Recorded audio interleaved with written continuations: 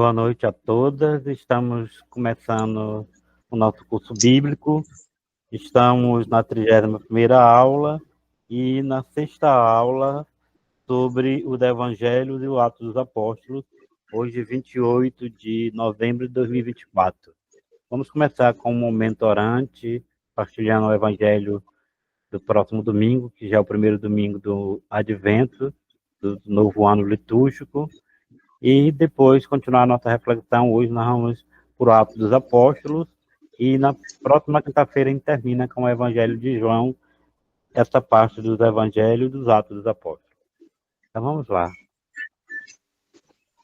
Em nome do Pai, do Filho e do Espírito Santo. Amém. Amém. Vem, ó Deus da vida, vem nos ajudar. Vem, ó Deus da vida, vem nos ajudar. Vem, não demores mais, vem nos libertar. Vem, não demores mais, vem nos libertar. Glória ao Pai, ao Filho e ao Santo Espírito. Glória ao Pai, ao Filho e ao Santo Espírito. Glória à Trindade Santa, glória ao Deus bendito. Glória à Trindade Santa, glória ao Deus bendito. Em pé vigilante, juntos na oração. Em pé vigilantes, juntos na oração. Vamos ao seu encontro, lâmpadas nas mãos. Vamos ao seu encontro, lâmpadas nas mãos. Agora vamos ouvir o Evangelho de Lucas 21, 25 a 28 e 34 a 36, que a Cleudinalva vai ler para nós. Leitura do Evangelho de Jesus Cristo segundo São Lucas. Glória a vós, Senhor. Haverá sinais no sol, na lua e nas estrelas, e na terra. As nações cairão no desespero, apavoradas, com o barulho do mar e das ondas. Os homens desmaiarão de medo e ansiedade pelo que vai acontecer ao universo, porque os poderes do espaço ficarão abalados. Então eles verão o Filho do Homem vindo sobre uma nuvem, com poder e grande glória. Quando essas coisas começarem a acontecer, levantem-se e ergam a cabeça, porque a libertação de vocês está próxima. Palavra da salvação. Glória a vós, Senhor. Glória ao Senhor. Glória a vós, Senhor.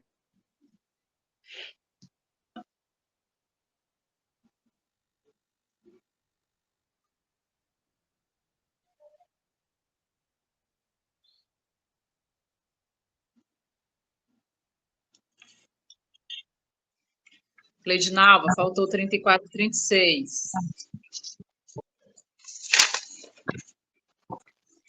Tomem cuidado para que os corações de vocês não fiquem insensíveis por causa da gula, da embriaguez e das preocupações da vida. E esse dia não caia de repente sobre vocês, pois esses dias cairá como armadilha sobre todos aqueles que habitam a face da terra. Fiquem atentos e rezem todo o tempo, a fim de terem força para escapar de tudo o que deve acontecer e para ficarem de pé diante do Filho do Homem. Palavra da salvação. Glória a vós, Glória a Senhor. vós, Senhor. Partilhando aqui rapidamente, né, o que mais me chama a atenção é esse versículo 34, sobre velai sobre vós mesmos, para que os vossos corações não se tornem pesados com o excesso. Aí vai citando comer, embriaguez, as preocupações da vida, né? para que aquele dia não vos apanhe de improviso, ou seja, que eu não fique desatenta, né? Que eu não me prenda, que eu lembre, né, que o Senhor um dia vai voltar e que as coisas, né, que passam não me prendam, não me façam perecer, né? E nesse perecer eu não me preocupar com a vigilância.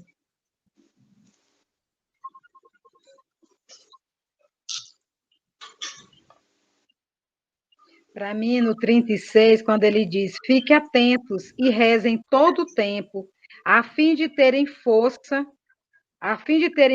para escapar de tudo que deve acontecer e para ficar de pé diante do Filho do Homem, né? Que a gente tem que ficar sempre em oração, pedindo a proteção para que a gente não caia nas tentações.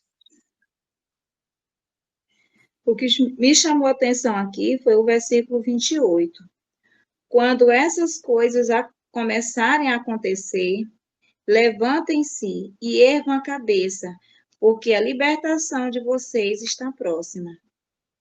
Então, o que ficou para mim que diante das dificuldades, diante dos problemas do dia a dia, é que eu não perca a fé.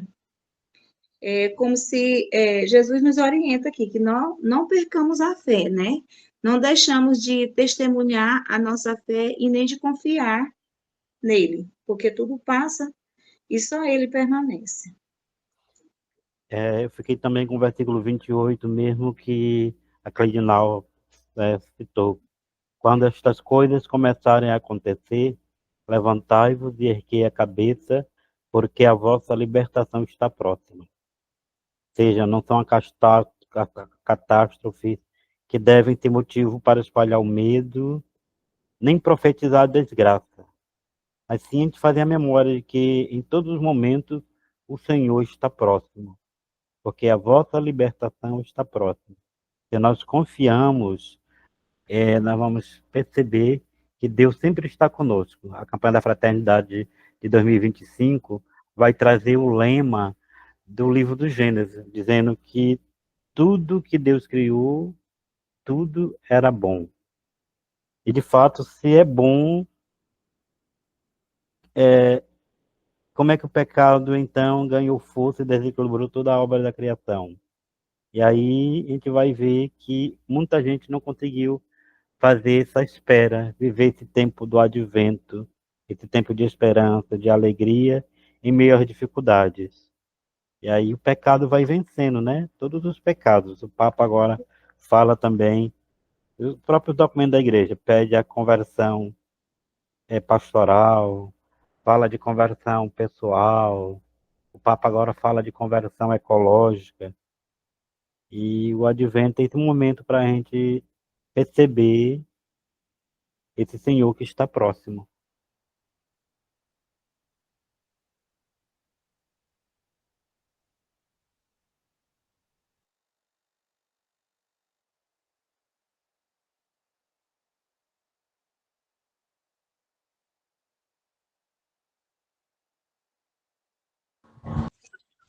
O que me chama mais a atenção é todos esses acontecimentos naturais, que são aparentemente extraordinários, não terem nenhuma comparação com a vinda de Jesus. Ou seja, tudo isso vai acontecer, mas em seguida o Filho do Homem voltará. Então, só para dizer que tudo isso, por mais absurdo que seja no acontecimento natural, é só uma preparação para algo maior que vem, que é a vinda de Jesus.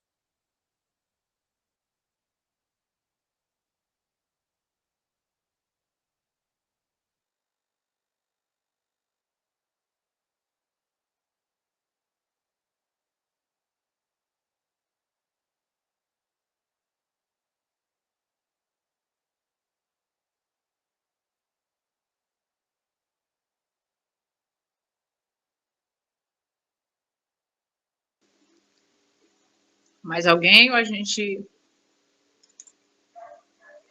dá continuidade com a aula e a bênção no final?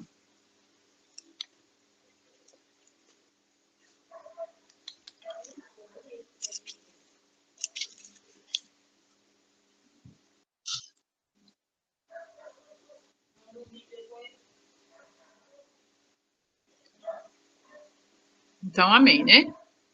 No final, a gente faz a bênção do ofício.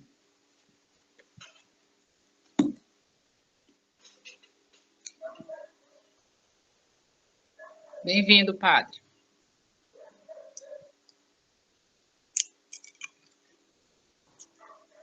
Podemos dar início, então, com a reflexão? Sim. Louvado seja nosso Senhor Jesus Cristo. Para sempre seja louvado. Para sempre seja louvado. Meus queridos irmãos, meus amados irmãos e irmãs, vamos então dar essa continuidade à nossa reflexão, trilhando aqui esse percurso que nós já iniciamos, né, nesse módulo da nossa reflexão em torno dos evangelhos e Atos dos Apóstolos. E hoje chegando então para refletir sobre o segundo momento que nós chamamos de obra lucana, né? Lembro que quando nós começamos a refletir, quando antes inclusive de falar do Evangelho de Lucas, já na introdução, quando a gente dizia que estudar a obra lucana, o escrito lucano, nós estávamos falando ao mesmo tempo de Lucas e de Atos, que inicialmente formava uma única e mesma obra. No começo, Lucas, Evangelho e Atos dos Apóstolos era a composição de uma única e mesma obra. Depois, por uma conveniência até narrativa mesmo, foi-se decidido colocar, canonicamente falando, essa primeira metade, nós chamamos de Evangelho de São Lucas, porque trata diretamente sobre a vida de Nosso Senhor, e a segunda metade que vai tratar mais da vida da igreja, portanto, da missão, dos atos, da postura, do desenrolar, né, da vida apostólica. Aí ficou, por um lado, Lucas, Evangelho, que fala mais de Nosso Senhor, e, por outro lado, a vida da igreja aqui retratada na vida dos apóstolos, que, como nós vamos olhar o texto mais de perto, a gente diz Atos dos Apóstolos, mas o livro se centra mais, como nós já sabemos, na missão e na vida de Pedro e de Paulo, né? Então, nós estamos hoje, como estou dizendo para você, lidando aqui com a segunda metade da obra de São Lucas.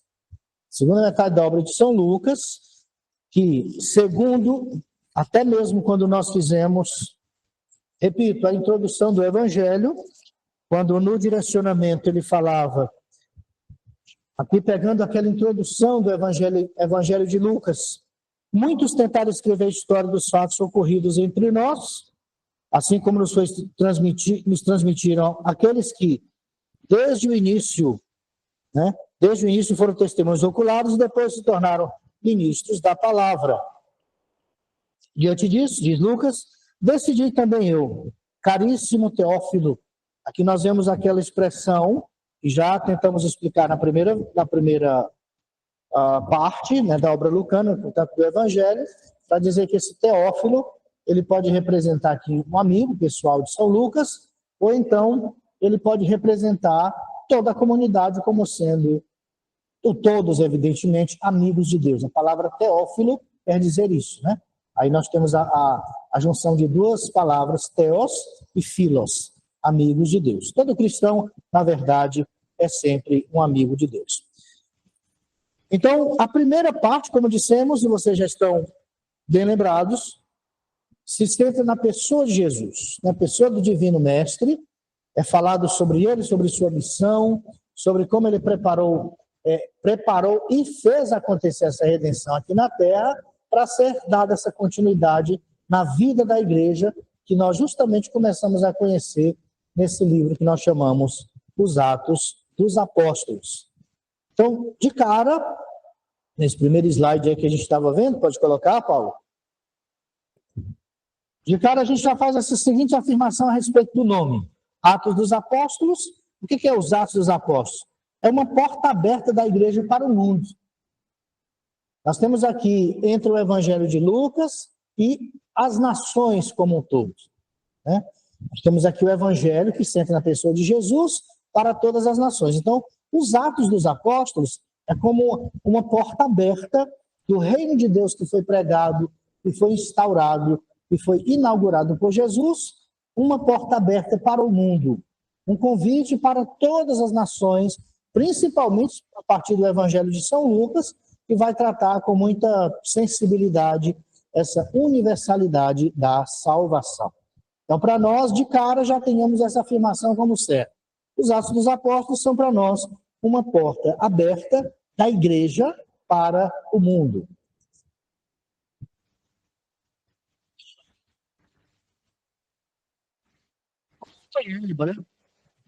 A obra em si dos Atos, nós temos algumas afirmações que são importantíssimas. Primeiro, por meio dos Atos, nós mergulhamos na história vibrante da igreja nascente, testemunhando a ação do Espírito Santo e a disseminação da mensagem de Cristo.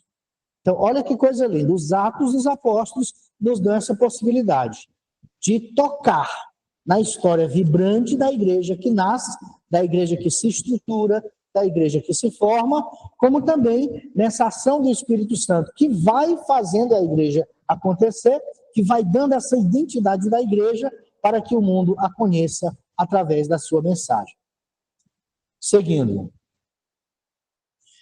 Estudar os Atos dos Apóstolos, é importante perceber isso, é explorar um livro único em estrutura e conteúdo. Nós vamos ver por quê. Por quê? Ele abrange uma variedade de eventos históricos, de experiências espirituais, oferecendo assim um vislumbre íntimo da vida da igreja primitiva. Olha quanta coisa bonita nós podemos perceber, nós podemos usufruir tendo contato com o livro dos Atos dos Apóstolos. Coisas históricas da igreja, experiências lindas e espirituais. Uma delas aqui que eu faço questão de mencionar. Você lembra que certa vez Jesus disse para os discípulos assim, ó, vocês estão admirados com o que eu fiz agora? Vocês estão boquiabertos com o que eu estou fazendo? Pois obras maiores vocês farão em meu nome. Lembra daquela parte que Jesus falou para os discípulos? Pois é, nos Atos dos Apóstolos nós temos experiências que nós não vemos na pessoa de Jesus. Ele está cumprindo na pessoa dos discípulos aquilo que prometera acontecer. Um exemplo bem claro. Quando Pedro e Paulo estão andando por ali, está lá na narrativa dos Atos, estão fazendo acontecer a missão, o simples fato, isso eu acho muito lindo, e uma sensibilidade profunda do autor sagrado para dizer da comunhão dos discípulos com nosso Senhor. O autor sagrado, Lucas, diz assim, o fato de Pedro e Paulo passarem pelos doentes e a sombra, olha só, a sombra dos apóstolos passar ou tocar sobre aquelas pessoas, já era um princípio de uma cura. Então, quando a sombra, claro, você lembra que Jesus, aquela mulher tocou a orla, tocou o manto de Jesus e foi curada. Os discípulos, a sombra dos discípulos, pelo fato de estarem numa profunda comunhão com o Divino Mestre, já era um motivo, já era o princípio de uma cura, de uma experiência de Deus, de um sentir que Deus estava na presença desses homens. Ali é um dos exemplos, quando Jesus disse, ó, vocês estão admirados, mas vocês vão fazer coisas maiores, mediante a fidelidade de vocês. Então, eventos históricos, experiências espirituais e esse vislumbre íntimo da vida da igreja primitiva.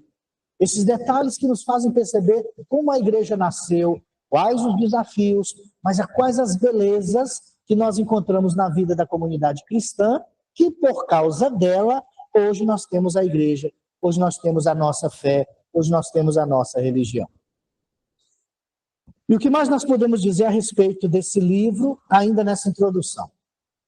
No livro dos Atos dos Apóstolos, nós vemos ao mesmo tempo a implicação, veja, do que foi a vida e missão de Jesus na vida e missão dos seus continuadores ou sucessores diretos, bem como a aplicação na vida destes mesmos de todo o aprendizado que eles receberam de Jesus. Ele que foi um profeta poderoso em ações e em palavras diante de Deus e de todo o povo.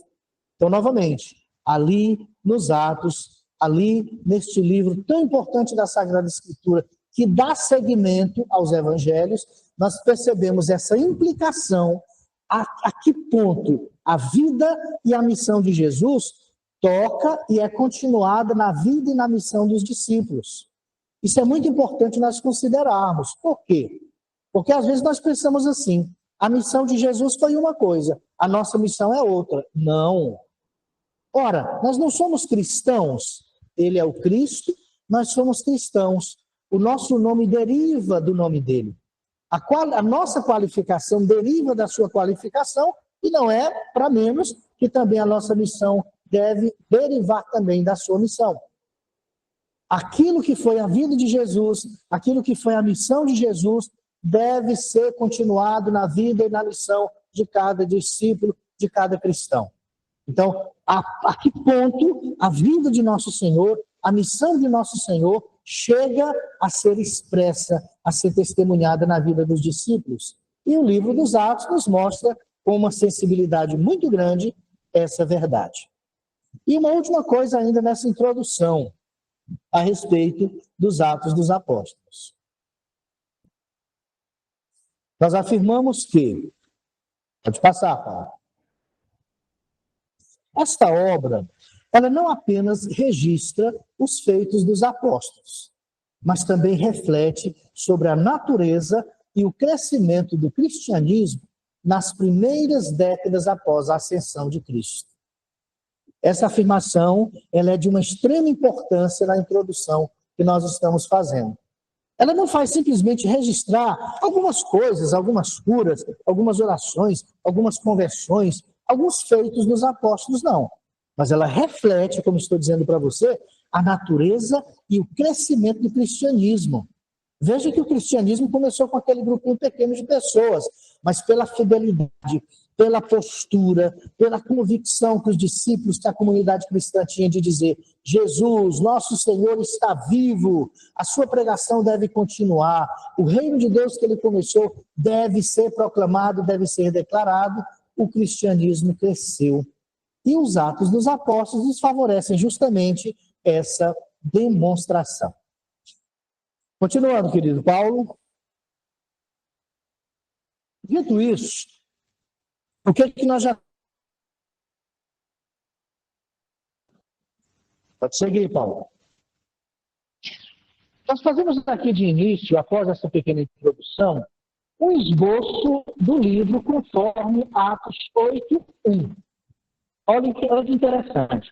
Nós temos aí a respeito da narrativa, ou seja, o que está escrito, lugares e uma possível subdivisão do livro dos Atos. No único versículo do primeiro capítulo do livro, nós temos como que um esboço de todo o livro dos Atos dos Apóstolos. Se você pode pegar a sua Bíblia, está lá, Atos 1, versículo 8. Olha o que aqui diz em Atos 1, versículo 8. Mas, disse o Senhor, mas recebereis, versículo 8, recebereis o poder do Espírito Santo, que virá sobre vós, para serdes minhas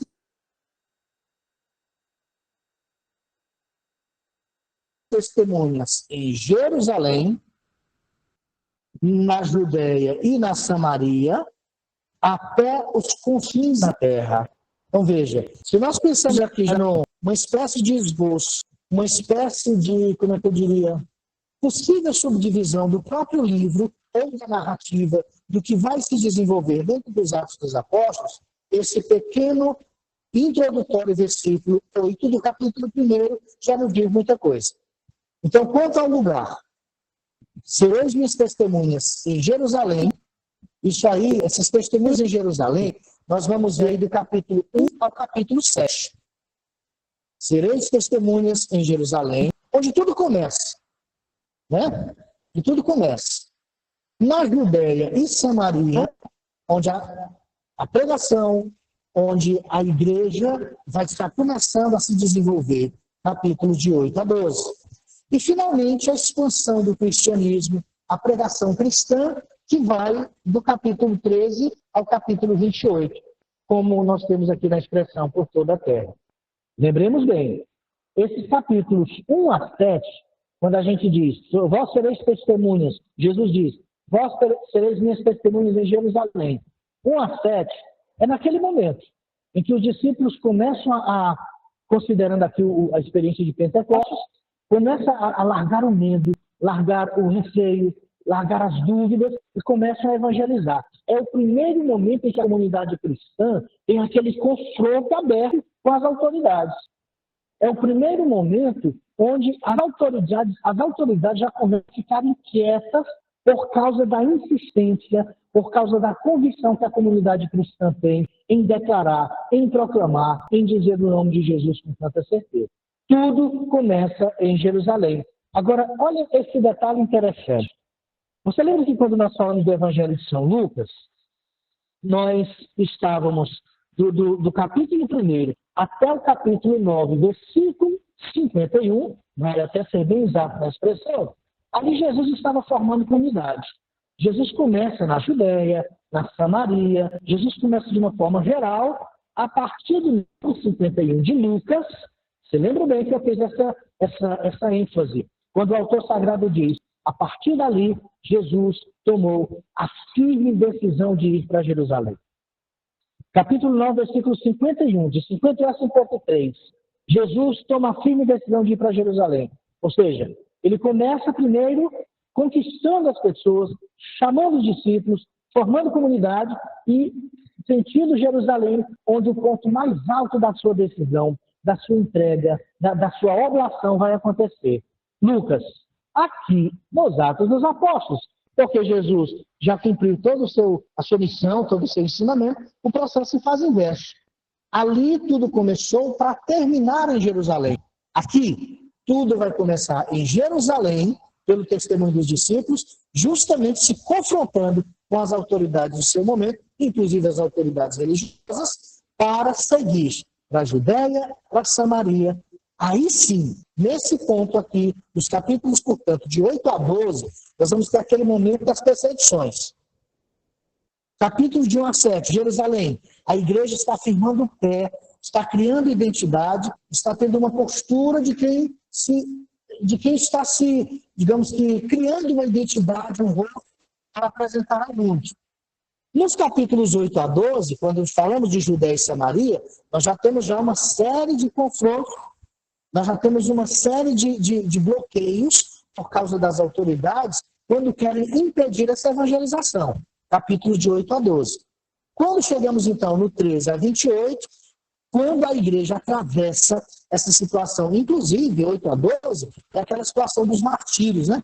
Onde as autoridades não vão aceitar, onde as autoridades vão confrontar literalmente o que vai estar acontecendo na pregação cristã e vão começar a maltratar, a perseguir, a prender e até matar muitos dos primeiros cristãos. Atravessando esse tempo difícil, uma comunidade já purificada pelo martírio, uma comunidade já amadurecida pela perseguição, ela agora se sente livre, como quem diz assim, já passamos tanto pelo nome de nosso Senhor, agora vamos sair dos limites da Palestina, dos limites de Jerusalém, dos limites da Judéia e da Samaria, para dizermos ao mundo quem é Jesus. Aí aqui nós temos, portanto, dentro desse esboço, os capítulos 13 ao capítulo 28. Então eu estou dizendo isso tudo para você ter ideia dessa prefiguração, ou é como se Jesus tivesse esboçado, como se Jesus tivesse dito para a comunidade como seria, obviamente que não foi Jesus que fez isso, no caso ele não teve essa intenção narrativa, mas as palavras de Jesus colocadas diante desse esboço é justamente o que acontece. Jesus disse, começa em Jerusalém, passa pela Judéia e pela Samaria, e depois vai por toda a terra, até os confins da terra, que ali no momento era considerado Roma. Chegar até Roma, falar de Jesus, proclamar o nome de Jesus até Roma, seria chegar, alcançar até os confins da terra. Então, nós temos aqui esse pequeno esboço do livro dos Atos dos Apóstolos, quando lemos esse simples e pequeno versículo, Atos 1, versículo 8. Seguindo, então, qual o significado, ainda que eu tenha já falado para você, pode seguir, Paulo.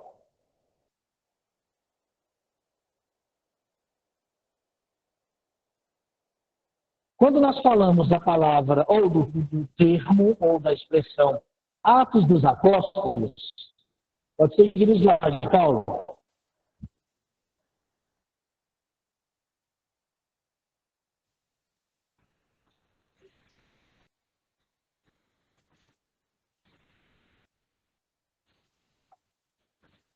Não está passando para você não, padre. Aqui passou. Para vocês passaram, gente.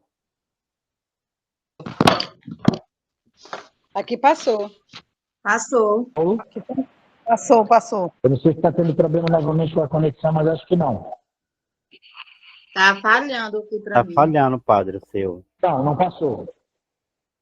Ainda tem no esboço. Passou?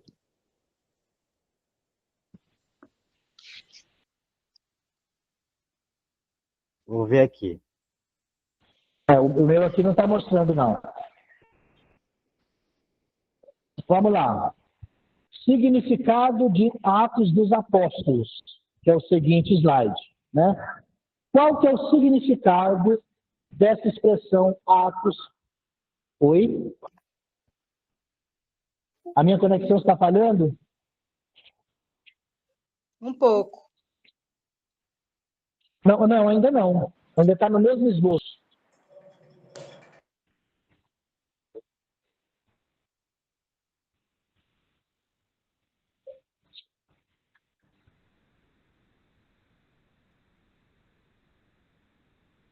E, padre, entre e saia de novo. Você está ouvindo? Entre e saia de novo. Alguém diz aí para ele, ele entrar e sair. Vamos falar agora a respeito do significado dessa Alguém manda uma mensagem aí para ele. desse Pra título ele entrar e colocado sair. no livro Atos dos Apóstolos, né? Como eu já disse para você, a ideia do autor é mostrar a vida dos apóstolos no período pós-pascal, né? No período pós-ressurreição, quando agora a igreja, como uma comunidade amadurecida, ela vai agora caminhar, ela vai agora seguir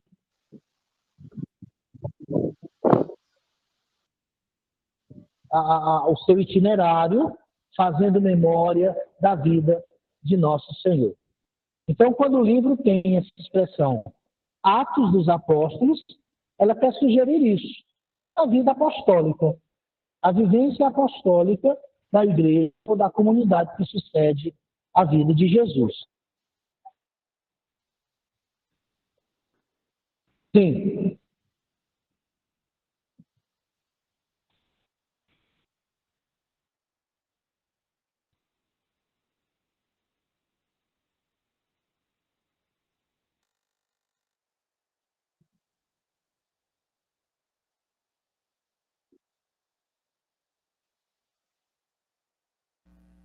Alguém está conseguindo falar com o padre?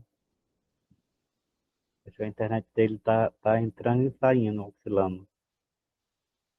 Alguém está conseguindo mandar mensagem para ele, porque eu ligo e ele não atende. Alguém está mandando mensagem para ele, minha gente? Vocês estão me ouvindo? Não estou. Eu estou te ouvindo. Alguém manda mensagem para ele aí no grupo? Não consegue mandar mensagem. Dizer para ele entrar e sair.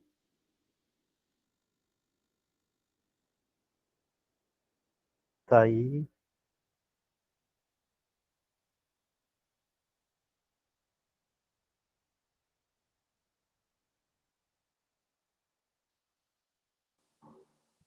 Voltei. E, padre, nós não estamos ouvindo direito o senhor. Você já viu que o slide está passando e você não está acompanhando? Passou o slide? Vocês estão me ouvindo agora? Você está nos ouvindo? Estou, sim. O slide está passando para você, que para nós está passando. Agora está no slide seguinte. Volte um deles, Paulo. Pois é, deve ter a sua internet aí. Bom, eu não duvido, não. Pronto. O título dos Atos dos Apóstolos. Confere? Ok. Beleza, vamos lá. O título dos Atos dos Apóstolos, como eu já havia falado, ele sugere um foco nas ações e missões dos apóstolos, especialmente de Pedro e Paulo. Atos implica uma série de acontecimentos importantes, destacando a natureza dinâmica da narrativa e a ênfase nas atividades missionárias e no estabelecimento da igreja. Então, aqui nós priorizamos as atitudes ou os atos de Pedro e de Paulo. Pode seguir. Apóstolos, que significa enviados, ressalta o papel dos discípulos escolhidos por Jesus para espalhar sua mensagem. O livro, portanto, os Atos, detalha como esses líderes, sob a orientação do Espírito Santo, levou o evangelho além das fronteiras judaicas, cumprindo a grande missão de Jesus, né? Aqui foi colocado como missão. Jesus disse lá em Mateus 28, ide por todo mundo e pregai o evangelho a toda criatura, né? A palavra apóstolo, ela é uma qualificação de envio. Então, os apóstolos são aqueles que vão imediatamente continuar a missão de nosso Senhor para espalhar por toda a terra, olha essa frase que nós dissemos aqui, além das fronteiras judaicas, o anúncio do reino de Deus. Não somente ali o evangelho ficaria, não somente ali o evangelho caberia, mas precisaria ser conhecido em todas as nações. Seguindo. Padre, essa palavra aqui, comissão, não faz parte do texto, não? Desculpa? Repita, Paulo. E apareceu lá no texto anterior, comissão, mas aquilo ali está errado, né? Aquele nome comissão. Sim. A grande missão de Jesus. Ah, tá. Assim, o título encapsula o propósito do livro, ou seja, estamos falando aqui de Atos dos Apóstolos, que quer dizer narrar a propagação do trabalho dos primeiros líderes da igreja, sublinhando a ação divina ou ação que receberam por inspiração de Jesus através de seus ministérios. Então, nos Atos dos Apóstolos, nós vemos exatamente e na prática o cumprimento daquilo que Jesus mandou os discípulos vivenciarem. Interessante, vamos lembrar aqui. Nós estamos aqui falando da continuidade da missão de Jesus na missão dos discípulos. Se você olha o capítulo 10 de Lucas, Atos e Lucas tem tudo a ver. Estamos falando aqui de uma única obra em dois momentos. O que eu estou dizendo e referindo a essa palavra de Lucas 10? O autor sagrado diz lá o seguinte: Jesus escolheu outros 72, os mandou 2 a 2 à sua frente para os lugares onde ele mesmo deveria ir. Então, os discípulos, os apóstolos, são os emissários, são aqueles que Jesus manda imediatamente em seu nome para pregar e para continuar a sua missão. Continuando sobre agora a autoria do livro. Sobre a autoria do livro, isso aí nós já falamos desde quando conversamos sobre o Evangelho de São Lucas, né? Nós temos no primeiro momento a obra lucana, que é Lucas, Atos. Lucas fala de Jesus, Atos fala da igreja, e falando em poucas palavras, para dizer, ou para enfatizar aqui a autoria, nós estamos falando do mesmo único autor, que é Lucas. Portanto, a tradição cristã atribui a autoria de Atos a Lucas, né? O mesmo autor do terceiro evangelho. Esta atribuição ela é baseada em semelhanças de estilo e linguagem entre os dois livros, bem como uma referência a um nós, né, nas narrativas de viagem, revelando que o autor era companheiro de Paulo. Então, essas linguagens, esses estilos, essas referências, elas fazem uma certa identificação justamente para fundamentar que Atos e Lucas são do mesmo autor. Podemos seguir.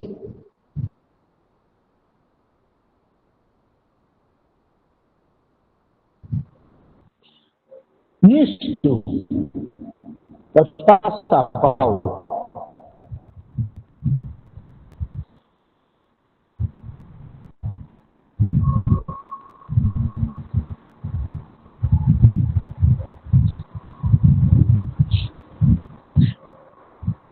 Passou, Paulo? Se passou, aqui travou de novo. Já passou.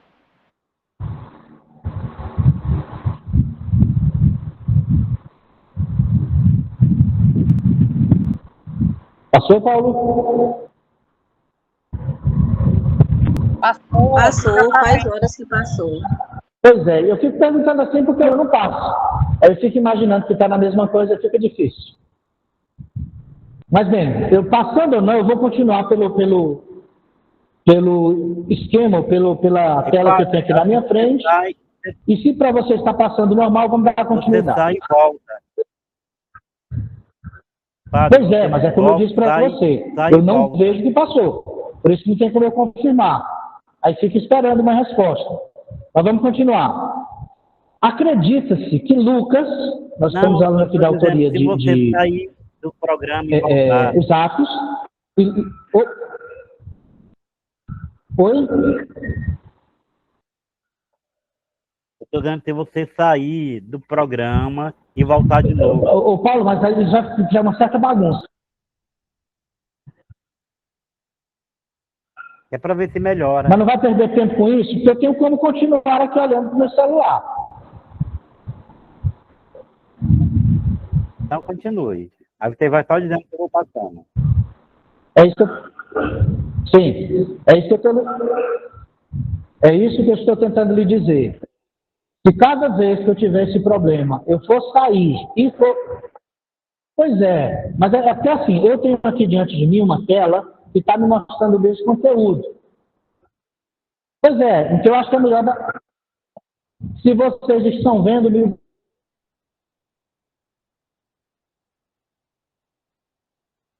É bom, o que interessa é isso. É vocês estarem acompanhando, porque eu estou acompanhando aqui, do meu celular.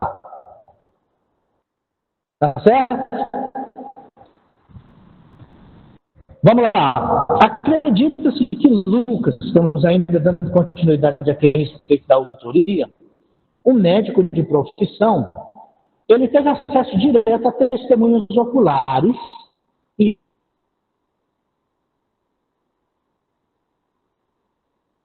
relatos dos eventos que descreve. Já falamos, né, que Lucas era um historiador. Então, como historiador, ele tinha assim, todo o critério da escrita, todo um trabalho para escrever bem. Seu cuidado na pesquisa e detalhes são evidentes em toda a obra, como demonstra em Atos 1, de 1 a 3, que é justamente aquele preâmbulo, a introdução, que nós já lemos quando iniciamos a nossa eleição. Então faz parte do livro de Lucas, esse zelo, o jeito de escrever, esses detalhes, né? Se era um historiador, obviamente ele tinha que ter um certo cuidado para mostrar que de fato a sua escrita era exímia, né? Era uma escrita com muito cuidado. Dando seguimento, a escolha de Lucas como autor de uma abordagem histórica cuidadosa com uma profunda compreensão teológica. Né? Lucas escolhe essa perspectiva única do livro, considerando e cuidando tanto a perspectiva histórica, que está falando da vida da igreja, como também uma profunda compreensão teológica. Nos Atos dos Apóstolos, a gente quer dizer com isso, que não interessa para Lucas só contar a história da igreja, mas perceber, ou fazer o leitor perceber, que ali existe uma teologia, existe uma inspiração, existe uma condução de do livro dos Atos dos Apóstolos. Né? Como é que nós para falar de contextualização, que realidade era em que eles viviam, né? O que se passava naquela época, enfim.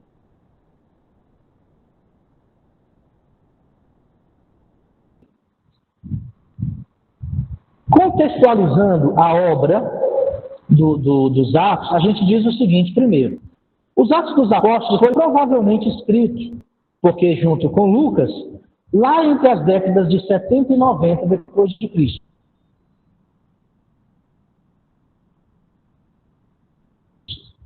Importante perceber isso. E que momento era esse? Era o momento em que a igreja estava passando por um período de transição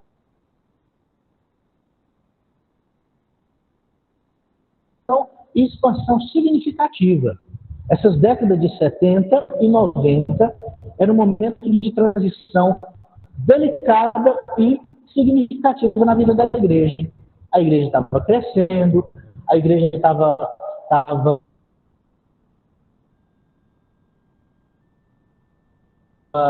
arrebanhando muitas pessoas, a igreja estava mostrando o seu rosto, a igreja estava mostrando a sua identidade, tudo isso fazia parte dessa contextualização da composição do livro dos Atos. Ora, esse contexto histórico é crucial para entender a ênfase do livro na expansão missionária e na inclusão dos gentios. Veja que frase interessante. Essa referência histórica, essa realidade da contemporaneidade do livro, é importante para perceber essas duas coisas. Primeiro, a expansão missionária. Dali o lugar da evangelização não era mais aquele pedaço da comunidade cristã aderindo e aceitando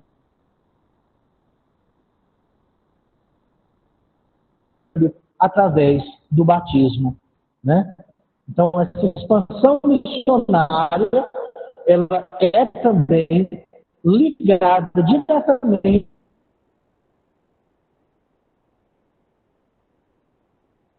a essa inclusão dos gentios como uma consequência imediata. Também para falar dessa composição, desse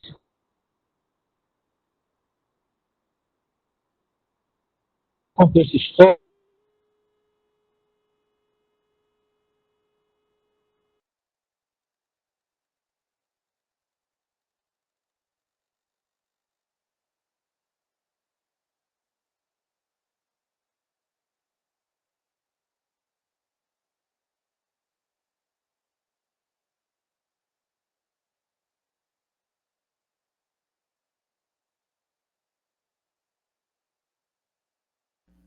Tá falhando para vocês? Sim. Sim, sim. Eu acho que é a internet dele que está fraca. Eu acredito, Paulo, que é a internet. Hoje o padre tá sem sorte.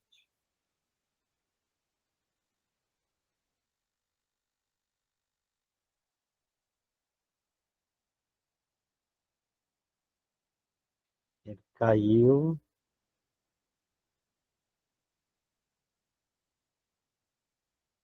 Acho que agora caiu total, parece. Caiu. Vamos esperar ele voltar um pouquinho.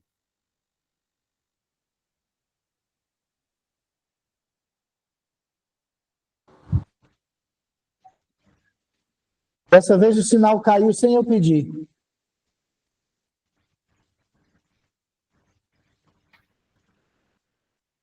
Voltamos?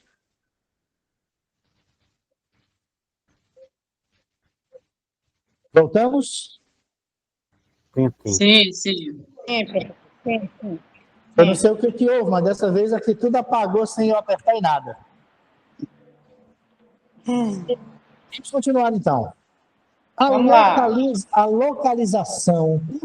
localização dessa composição da obra, ela não tem muita, não há uma hipótese única, né? É incerta. Mas alguns dos estudos sugerem que poderia ter sido escrito na Ásia Menor e em Roma. Esses locais eram centros contemporâneos do cristianismo primitivo e ofereciam a Lucas acesso a uma riqueza de informações e testemunhos. Então, como não há uma hipótese certa, não há uma definição a respeito de onde foi escrito, pensa-se, na maioria das hipóteses, que provavelmente tenha sido escrito nesses lugares, justamente por oferecer a Lucas uma riqueza de informações e testemunhos. Repito mais uma vez, Lucas, como historiador, ele ia aproveitar do que lhe fosse melhor, no sentido de argumento para o seu escrito. Onde ele conseguisse mais riqueza de informação, onde ele conseguisse mais testemunho, se ele tivesse contato com pessoas mais próximas possível, no caso de Jesus, melhor seria para fazer o seu escrito. Estamos falando aqui de Lucas e Atos dos Apóstolos. Podemos seguir, Paulo. O período da escrita de Atos, ele coincide com o tempo de perseguição e desafios para a vida da igreja. Isso é muito óbvio. Você que já leu os Atos dos Apóstolos, você percebe que esse período da escrita é ao mesmo tempo um período em que a igreja passa por um desafio muito grande. É o tempo do martírio, É o tempo onde as pessoas não podiam se dizerem cristãs, onde as pessoas livremente não podiam se dizerem adeptas ou seguidoras de nosso Senhor Jesus Cristo. Era perseguição, era desafio. E esse contexto fornece um pano de fundo para os temas do martírio, como já falamos, da missão. Olha só como as coisas têm a ver. Martírio, missão, porque o martírio não pode parar a missão, pelo contrário, o martírio alimenta o espírito missionário da comunidade e o papel do Espírito Santo na orientação e no fortalecimento da comunidade cristã. Isso como evidenciado em várias passagens do livro. A comunidade sofria, a comunidade era perseguida, mas era uma comunidade que continuava pregando, uma comunidade que continuava evangelizando, uma comunidade que continuava arrebanhando. E o Espírito Santo, porque era o grande orientador da comunidade, não deixava a comunidade arrefecer, não deixava a comunidade se perder, não deixava a comunidade se desorientar. Aqui, é impressionante esse detalhe a gente lembrar que quando Jesus diz, eis que estarei convosco todos os dias, até a consumação dos séculos, está justamente mostrando isso. Que o Espírito Santo, é muito bonita, inclusive, essa expressão de um autor chamado Javier Leon Dufour, um autor francês, que ele diz que o Espírito Santo na vida da igreja é a presença do Jesus ausente. Eu acho brilhante essa definição do Espírito Santo. O Espírito Santo nos Atos dos Apóstolos mostra exatamente que ele é a presença do Jesus ausente. É a certeza de que nosso Senhor, na força do seu amor, na força da sua ressurreição, nunca, jamais deixará a sua comunidade sem a sua assistência. Podemos continuar. Em tempo também, meus irmãos, estamos falando ainda desse contexto da formação, da produção literária dos Atos dos Apóstolos. Para mim, pessoalmente, é muito caro esse binômio carisma e instituição. Esse contexto da formação da igreja, nós percebemos essas duas palavras que não se contrapõem, mas que, para se relacionarem, foi um momento muito delicado. Quais são as palavras? A palavra carisma e a palavra instituição. Carisma, aqui nós podemos falar como graça. Imaginem vocês, a comunidade que Jesus deixa no mundo, a família que Jesus deixa no mundo, é uma graça. O cristianismo agora vivido, representado, testemunhado na pessoa dos apóstolos, é uma graça especial. É um jeito novo, é uma identidade nova. Só que veja bem, esse carisma, para se formalizar, ele precisava de uma institucionalização. O que quer dizer isso? Se o carisma não se institucionalizasse, ele ia ficar aberto demais, ia ficar sem uma orientação específica, e quem que ia tomar conta dessa condução? Quem ia dar ordem ao carisma? Então, carisma e instituição são duas palavras que precisam se encontrar. O que eu quero dizer com isso? A transição necessária, todavia, delicada em sua realização. Passar do carisma para a instituição, sem deixar de ter a força de carisma, é muito delicado. Continuamos. O carisma não poderia permanecer sem que fosse necessariamente enquadrado em uma instituição histórica concreta. Muito menos a instituição ali iniciante não poderia prescindir de um rosto concreto que a identificasse. Dizendo isso, volte um pouco, por favor. Dizendo isso, o carisma precisou de uma visibilidade histórica, bem como este movimento passou-se aos poucos a chamar-se e a ser reconhecido como cristianismo. O carisma é uma graça que precisa de um local para se manifestar. O carisma, ele agora é expresso no que nós agora chamamos de igreja. Só que a igreja, como instituição, ela não pode perder a força original do carisma. Se vocês me entendem, o carisma com a instituição, ele está direcionado. A igreja com o carisma, ela está plena. De forma que o carisma sem a igreja, ele fica perdido. E a igreja sem o carisma, ela fica esvaziada. Acho que me fiz entender. Para vocês perceberem que dessa passagem do carisma, da graça, para a institucionalização, para a formação da igreja, como nós vamos alcançando, inclusive no sentido hierárquico, foi uma transição bastante necessária, bastante delicada, portanto, que aconteceu na comunidade de fé. Passando, e os destinatários? E os destinatários? Falamos já de composição, falamos já de autor, de nome. Quanto aos destinatários, o que a gente pode afirmar? Primeiro, quando os Atos dos Apóstolos tenha sido escrito para toda a comunidade cristã, parece ter um foco particular nos gentios convertidos e nos líderes da igreja. O livro atua como uma ponte entre o ministério de Jesus, principalmente entre os judeus, e a expansão do cristianismo no mundo inteiro. O livro, vale a pena repetir, é essa ponte que liga a vida e missão de nosso Senhor e liga a necessidade do mundo conhecê-lo. O livro bebe, veja, o livro bebe da fonte do fato cristão, ao mesmo tempo que transborda dessa mesma experiência para um mundo que não conhecia o Cristo. Então, é uma ponte linda. Os Atos dos Apóstolos, ou o princípio da igreja, mostrado, narrado, revelado neste livro, faz essa ponte brilhante.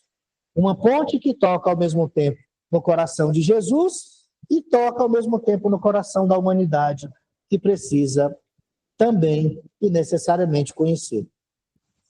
Ainda sobre os destinatários, a inclusão de discursos detalhados e a ênfase nas viagens missionárias, especialmente as de Paulo, sugere que o livro foi destinado a um público diversificado, abrangendo judeus e gentios. Não é um público homogêneo, é um público já diversificado. Continuando, os Atos também servem para educar e encorajar os cristãos sobre a natureza da igreja e seu papel no mundo. Estamos falando aqui dos destinatários. Portanto, o objetivo da escrita dos Atos: educar, encorajar os cristãos sobre a essência, sobre a natureza, sobre o princípio da igreja e a sua identidade no mundo. Por quê? Ao destacar a atuação do Espírito Santo e a fidelidade dos apóstolos, Lucas oferece um modelo de compromisso e coragem para todos os seguidores de Cristo. Então, primeiramente, os Atos têm como esse objetivo de fazer com que os destinatários, os leitores do livro, percebam o que é a igreja. Que a igreja foi formada? Por que nós temos essa instituição tão necessária? E por que o Espírito Santo é tão importante na condução dessa instituição? Falando dos destinatários, agora nós passamos para o estilo literário de Lucas. Dentro desse estilo, o seu jeito de escrever, já falamos aqui trocentas vezes que Lucas é um exímio escritor, uma pessoa de extrema capacidade, inteligente, conhece fontes e mais fontes, etc. Agora, para falar um pouco do seu jeito ou do seu estilo de escrever. Atos dos Apóstolos é notável por seu estilo literário distintivo, que combina elementos históricos, por um lado, narrativos e teológicos. Lucas, ao mesmo tempo que conta história, ele mostra uma inspiração, ele mostra uma intervenção de Deus naquela história contada. Repito o que disse antes, ele não simplesmente está narrando fatos, mas ele está mostrando a intervenção de Deus naquela história acontecida, naquela história vivida pela comunidade. Lucas, ele utiliza uma abordagem histórica cuidadosa, detalhando eventos e personagens com precisão, como visto na descrição de Pentecostes, quando diz que os discípulos cheios do Espírito Santo começam a pregar, começam a dizer agora da boa nova, da ressurreição. Aí diz lá para aquele monte de gente, para aquela diversidade de multidão ou complexa assembleia, que ali recebia o anúncio daquela experiência de Pentecostes. Seguindo, também ele incorpora, estamos falando aqui, meus irmãos, no estilo literário de Lucas. Ele incorpora discursos. O Lucas trata de sermões também no seu livro, assim como está lá o discurso de Estevão, O Estevão, que foi considerado na igreja como o primeiro mártir, fundamentais para entender a teologia e a mensagem do cristianismo primitivo. Para Lucas, esses discursos frequentemente permitem interpretar eventos históricos à luz do plano da salvação de Deus. Pela terceira vez eu falo para você, a beleza do escrito, do estilo de Lucas escrever, é que ele não só diz fatos, ele não só é bom de dizer ou de narrar acontecimentos, mas para mostrar que naqueles acontecimentos a mão de Deus está presente. Existe uma teologia, existe uma inspiração naquela narrativa que ele escolheu escrever. Além disso, Atos também apresenta uma narrativa dramática, com milagres, complementares e viagens, que capturam a atenção do leitor e a ilustração, a ação dinâmica do Espírito Santo. Você já percebeu que por várias vezes a gente enfatiza essa presença, essa condução do Espírito Santo, até para lembrar o que tem também no livro dos Atos dos Apóstolos, aquela expressão, o Espírito Santo e nós, né? Tudo que vamos fazer quando se rezava, quando se buscava planejar, quando se buscava fazer uma viagem, uma missão, não era só a comunidade, mas o Espírito Santo que movia a comunidade para fazer o que precisava fazer. O estilo literário de Lucas facilita, portanto, a compreensão dos acontecimentos e reforça a mensagem teológica do livro. É a inspiração de Deus em fatos concretos. É o estilo propriamente dito do nosso querido Lucas, né? E agora falando dos temas principais, né? Se nós, eu faço sempre isso, se nós fôssemos, imagina que se eu, na minha leitura pessoal, fosse tocar em temas específicos do livro dos Atos, na minha leitura pessoal, talvez eu escolhesse temas que você não escolhesse. Daí a importância para todos nós lermos a mesma obra. A leitura pessoal, a leitura individual, ela é importantíssima por isso. Eu sempre digo isso e não tenho medo de errar. Cada livro da Bíblia, nós estamos aqui com o livro dos Atos dos Apóstolos. O livro dos Atos, por exemplo, com a mensagem histórica e teológica do início da igreja que tem, eu, Padre Carlos, cristão como sou, lendo este livro de uma forma pessoal, eu posso captar coisas incríveis e brilhantes que você, Paulo, que você, Maria da Paz, que você, Cledinalva, que cada um de vocês, diferentemente de mim, pode captar.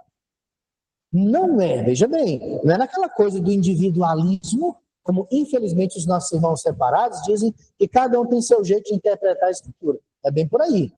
Nós temos o magistério da igreja, mas eu estou falando de uma leitura pessoal, de uma experiência de ouvir, eu pessoalmente ouvir a palavra de Deus e perceber coisas incríveis. Os meus ouvidos percebem que os ouvidos do Paulo não conseguem ouvir. É coisa de experiência pessoal mesmo, sabe? Vou dar um exemplo aqui concreto. Quando a gente está celebrando a missa, quantas e quantas vezes a gente escuta algumas pessoas dizerem assim, Padre Carlos, nossa, aquela palavra de domingo, aquela liturgia de domingo, ela falou só para mim. Quantas vezes a gente escuta a pessoa dizendo assim, parece que eu sozinho estava naquela igreja ouvindo. Ora, uma pessoa que diz isso pode escutar a mesma expressão de uma outra que entendeu a reflexão da palavra especificamente para ela. Então, só para dizer dessa dinâmica linda da palavra de Deus. E entrando aqui nos temas principais. Eu poderia, a partir de um ponto de vista pessoal, tratar de alguns temas que me foram interessantes. Diferente de vocês que também podem encontrar temas importantes, diferentes dos que eu possa achar na minha leitura. Mas quais são esses temas? Vamos lá para eles. Primeiro, o Espírito Santo. Nós já falamos aqui que o Espírito Santo é determinante. O Espírito Santo é imprescindível no livro dos Atos dos Apóstolos. Desde a experiência do Pentecostes, quando começa a tirar o medo, o receio, a desmotivação, o temor, sabe? O temor no sentido de covardia, muitas vezes, das pessoas, agora para falar no nome de Jesus. O Espírito Santo desempenha um papel central, guiando, capacitando, fortalecendo os apóstolos na missão. O Espírito Santo é um tema centralíssimo dentro do escrito dos Atos. Um outro tema é a expansão da igreja. Lembra que eu falei para você? Os Atos dos Apóstolos são esta ponte que liga ao mesmo tempo Jesus, que nos confere a missão e nos manda ao mesmo tempo até os confins do mundo. A expansão da igreja. O livro mostra como o cristianismo se espalhou de Jerusalém para o resto do mundo. Ele rompeu barreiras entre judeus e gentios. O reino de Deus era muito grande, meus irmãos, para continuar somente ali. O reino de Deus precisava sair dos limites da Judeia, os limites de Jerusalém, da Palestina, para que o mundo o conhecesse. A expansão da igreja. E que tema ainda nós podemos falar como importante no livro dos Atos? O tema da perseguição e da fé. Isso também é muito claro. Eu acho que para você que já leu os Atos, cada vez que eu toco num desses temas, você já imagina aquela cena, aquela situação, aquela passagem. Ora, perseguição e fé. Os cristãos enfrentam perseguições, mas a sua fé permanece firme e a igreja cresce apesar das dificuldades. Não existe o início de uma igreja, não existe uma verdadeira história inicial da igreja ou da igreja primitiva sem as perseguições. A igreja amadureceu atravessando perseguições. O exemplo, a santidade do martírio nos é ensinada a partir de lá. Mas por quê? Por uma fé que não se entrega, por uma fé que permanece, por uma fé que continua. E um outro tema também que é de extrema importância é a união entre judeus e gentios. Você vê que no primeiro momento era judeu para cá, gentios para lá. Não se via essa possibilidade de comunhão. Mas Jesus, quem que é a união desses dois povos ou dessas duas realidades? Cristo. É em Jesus, olha como Paulo vai dizer isso nas suas cartas. Em Cristo, não tem mais judeu, em Cristo não tem mais grego, não tem mais gentio, não tem mais isso, não tem mais... Todos somos membros do mesmo Cristo. Todos somos membros agora da mesma família. Então, essa união, essa comunhão proposta novamente pela graça do Espírito Santo é um dos temas ricos também para Lucas nos Atos dos Apóstolos. Um dos maiores desafios era esse, dos gentios na fé cristã, sem exigir que se tornassem judeus. Era uma questão que era debatida no chamado Concílio de Jerusalém. Olha lá no capítulo 15. Qual o conteúdo, qual o assunto do capítulo 15 dos Atos dos Apóstolos? Era saber, esse povo que está chegando agora na comunidade, essa turma que está chegando agora nunca conheceu lei, mandamento, nunca foram circuncidados, nunca fizeram nada de religião judaica. E aí, vão entrar assim na comunidade? Muitos se perguntaram dessa forma. E disseram sim, porque agora o judaísmo, a experiência judaica, não é mais critério para aceitar Jesus, para ter Jesus como a sua vida, o seu caminho, a sua verdade. Agora é simplesmente querer ser batizado e ingressar na comunidade. Foi difícil, foi complicado. Olha lá no capítulo 15, particularmente nos Atos, você vai ver a confusão que houve até chegar a essa possibilidade da comunhão, para que os judeus pudessem aceitar os gentios ou os neoconvertidos na comunidade cristã. Continuando agora, nós falamos da relevância contemporânea. Qual é a relevância, qual que é a importância que esse livro tem para nos trazer hoje? O que ele nos ensina? O que ele traz assim de importância, de ensinamento, de atualidade?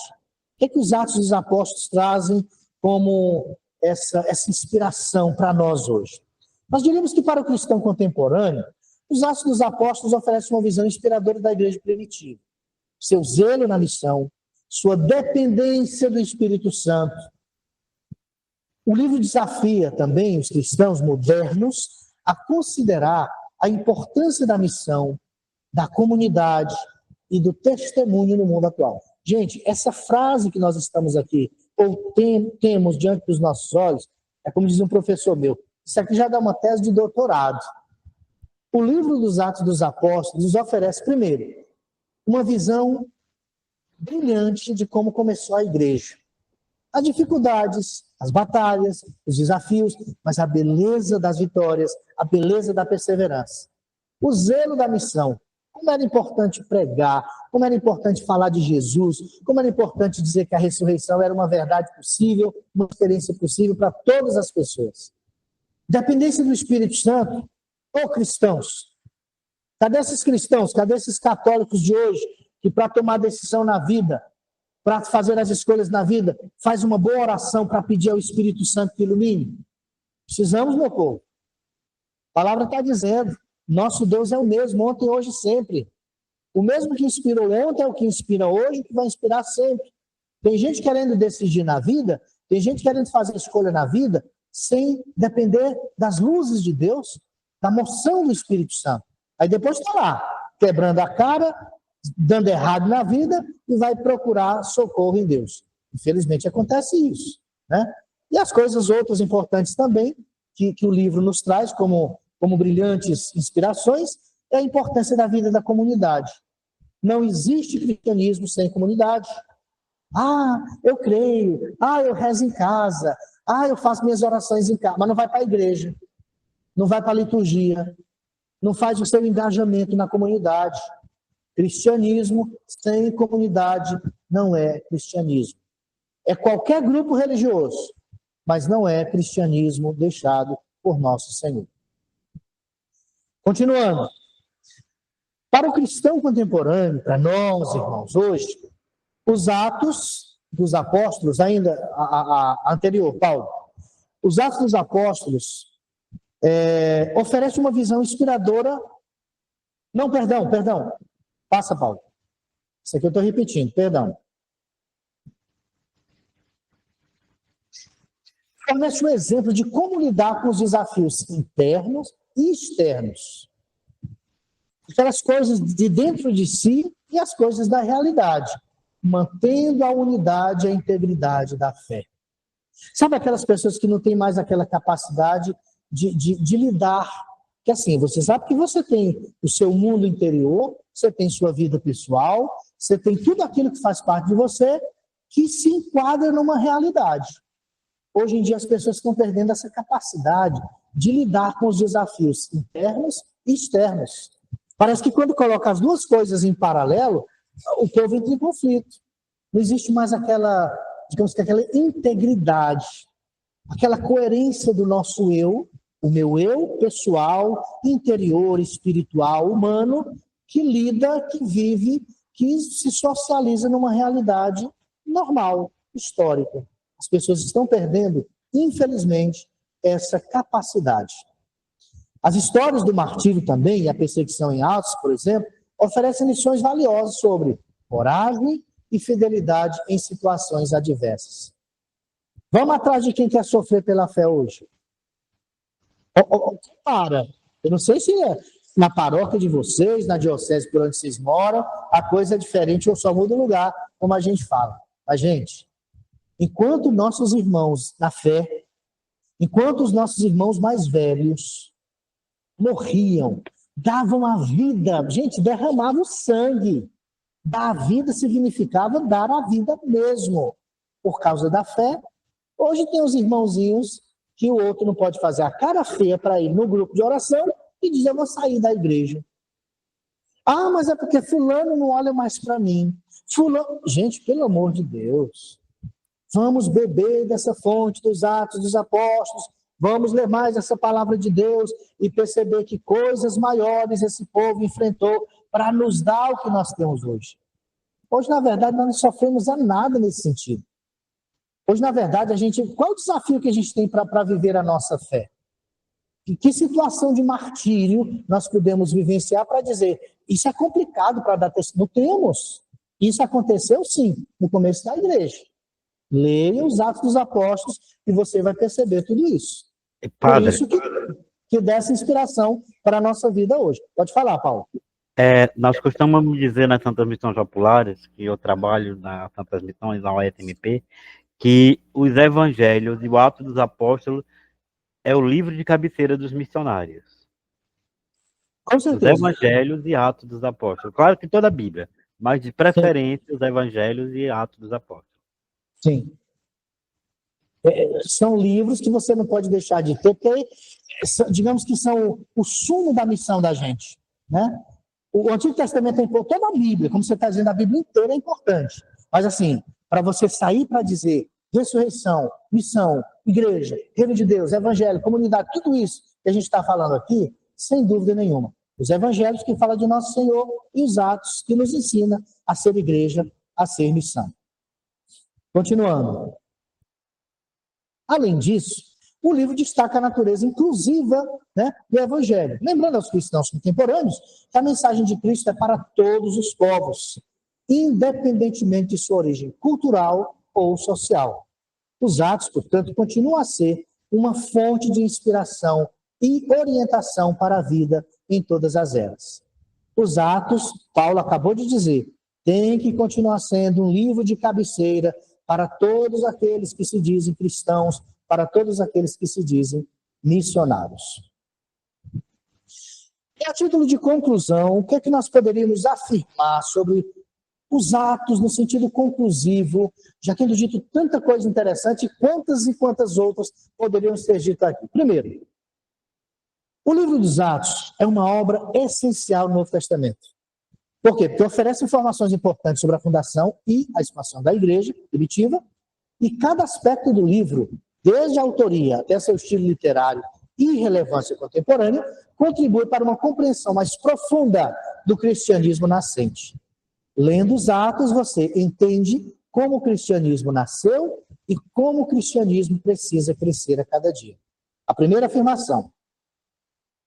Uma segunda afirmação que diríamos a título de conclusão seria: através dos Atos, os leitores são convidados a refletir sobre o papel do Espírito Santo na vida da igreja, a importância da missão e evangelização e os desafios enfrentados pelos primeiros cristãos. O livro serve como um poderoso lembrete do dinamismo e da resiliência da fé cristã. Não existe um missionário nos dias de hoje que diga, eu vou continuar, pegando aqui a palavra de Paulo, Filipenses 3,16, seja qual for o ponto a que chegamos, o que importa é prosseguir decididamente. Não existe um católico, não existe um missionário, não existe um discípulo nos dias de hoje que faça essa afirmação, que faça essa profissão de fé, desconhecendo aquilo que foi, aquilo que viveu os nossos pais na fé, como é narrado nos Atos dos Apóstolos.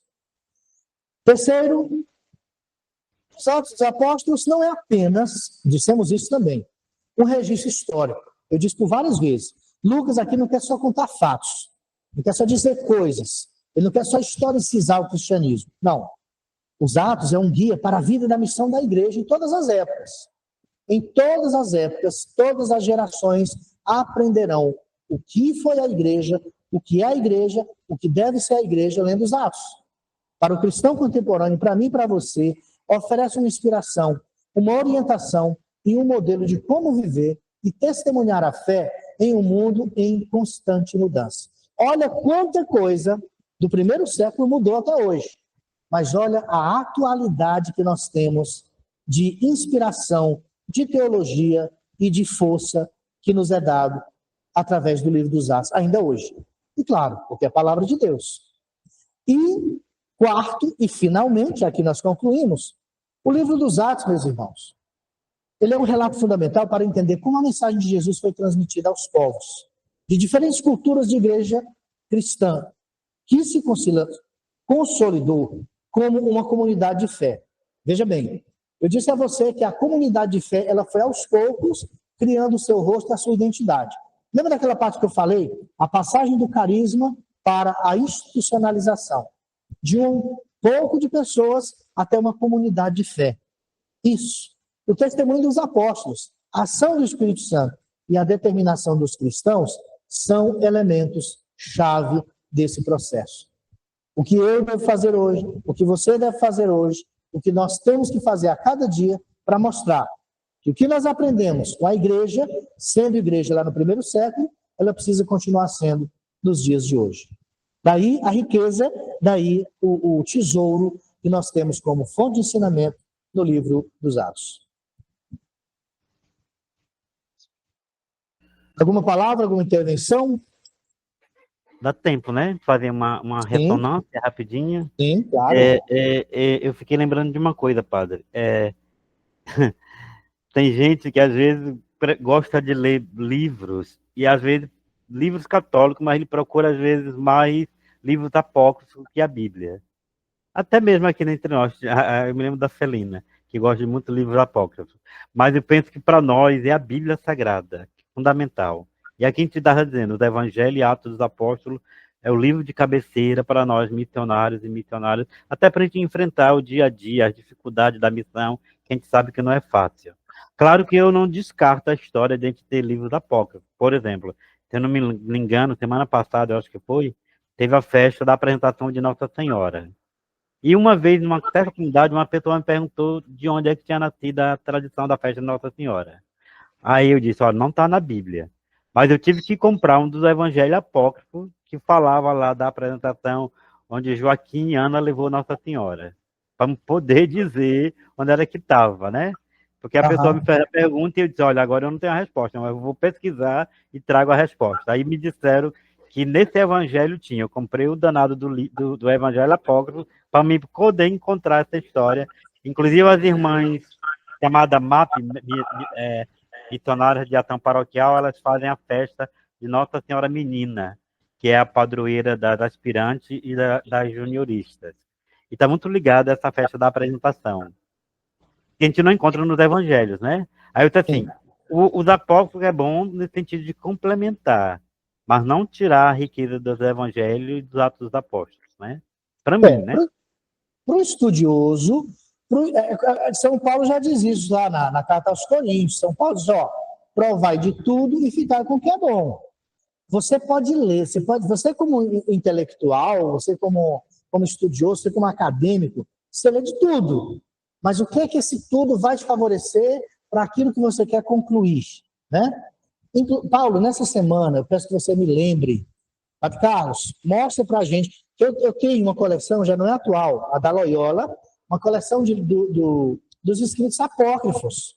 Só para apresentar para vocês, se alguns dos irmãos ainda não conhecem. Mas eu tenho uma coleção de inúmeros livros apócrifos. Só para apresentar aqui para o pessoal. Você me lembra durante essa semana. Tá ok. E aí, minha gente, Maria José, Eusângela, Cleidinalva, Simone, Maria da Paz. O pensamento feminino só teve fala masculina. E a oração feminina no começo. Tem algo para dizerem ou a gente pode já ir encerrando? Quero só dizer assim que realmente a Atos dos Apóstolos, ele nos impulsiona, né, a essa perseverança, a essa busca, né, pela força do Espírito Santo, já no início, né, quando fala daquele momento de Pentecostes ali. Então, assim, é um livro muito indicado, né, é indicado para nós, né, que somos esses que estão nessa igreja militante, né, para pedir a Deus que nos dê também essa coragem de continuar, mesmo diante de tantas coisas que nem andam nem perto do que eles passaram ali, lendo os Atos dos Apóstolos. Não anda nem perto, a gente passa por coisas muito menos, muito pequenininhas, diante do que eles passaram.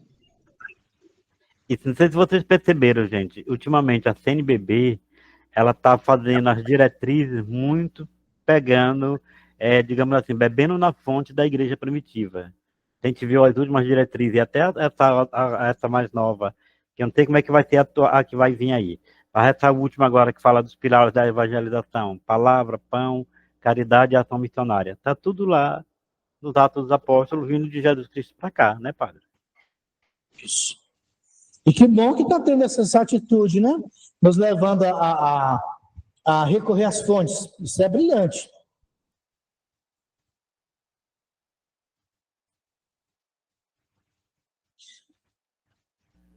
Eusângela, agora é a conclusão, Eusângela?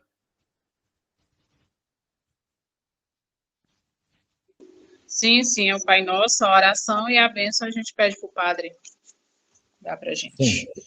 Hoje está ok, fique à vontade. Então, vamos juntos fazer essa oração que o Senhor nos ensinou para que tenhamos uma noite tranquila, que possamos descansar para amanhã continuarmos a nossa missão. Pai nosso que estás no céu, santificado seja o vosso nome. Venha a nós o vosso reino. Seja feita a vossa vontade, assim na terra como no céu. O pão nosso de cada dia nos dai hoje. Perdoai as nossas ofensas, assim como nós perdoamos a quem nos tem ofendido. Não nos deixeis cair em tentação, mas livrai-nos do mal. Amém. Oração. Ó Deus, amigo da humanidade, pelos profetas anunciastes ao mundo a vinda do teu Filho Jesus Cristo. Ajuda-nos a testemunhar o seu nome e a perceber os sinais de sua vinda em nossa história. Tudo a ver com o Evangelho. Conforme a tua promessa, esperamos ver a plena manifestação daquele que veio e sempre vem para criar em nosso mundo novo céu e nova terra. Por Cristo nosso Senhor. Amém. Eu queria que o padre desse a bênção.